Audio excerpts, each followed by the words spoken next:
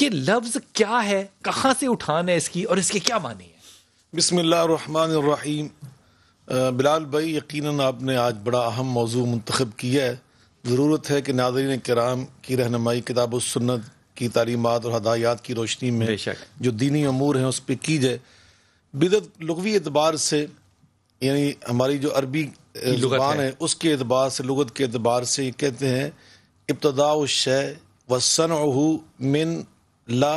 مثال لہ، کہ جس کی پہلے کوئی چیز اس کی مثال نہ ہو، نمونہ نہ ہو، ماڈل نہ ہو، اس کا مادہ اور اصل موجود نہ ہو،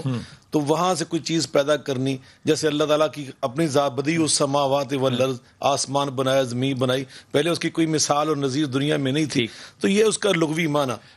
اور جو ہماری شریعت ہے، ہمارا دینی جو معاملہ ہے، اس کے اعتبار سے امام ابن تیمیہ رحمۃ اللہ علیہ کے بہت فتاویٰ بڑا ہے، اس کا 37 جلدوں میں، اس میں 30 جلد میں فرماتے ہیں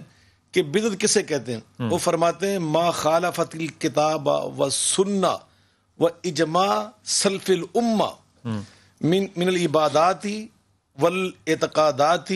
کا اقوال الروافضی والخوارجی والقدریتی والجہمیہ۔ اب ترجمہ کرتے ہیں۔ میں اس کا ترجمہ کرتا ہوں۔ وہ فرماتے ہیں کہ جو چیز متصادم ہو کتاب اللہ قرآن مجید کے، ٹکرا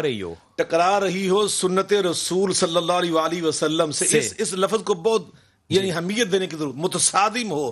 ٹکرا رہی ہو، مخالف ہو، یا امت کے جو اسلاف ہمارے ائمہ گزرے ہیں، صحابہ کرام گزرے ہیں، تابعین، ان کے اجماع کسی چیز پہ ہو چکا ہے، وہ اس کے متصادم ہو،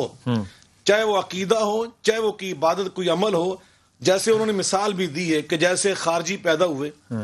حضرت علی المرضی کے مقابلے میں، رافضی پیدا ہوئے، اسی طرح جہمیہ، قدریہ، تو وہ فرماتے ہیں اس طرح کے جو لوگ تھے ان کی جو عبادات تھی یا ان کے طور طریقے تھے، جیسے انہوں نے زکوٰۃ سے انکار کر دیا کچھ لوگوں نے حضرت ابو صدیق کے دور میں، تو یہ چیزیں تھیں بدعات جو حرام تھیں۔ حضرت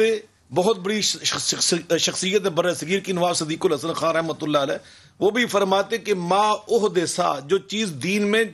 ایسی رائج کی جائے کہ وہ ترفع السنہ، جو سنت کو ختم کر دے اور خود اپنی جگہ بنا لے، بالکل ٹھیک ہوگی بات، وہ حرام ہوتی بدعت۔ آپ کی بات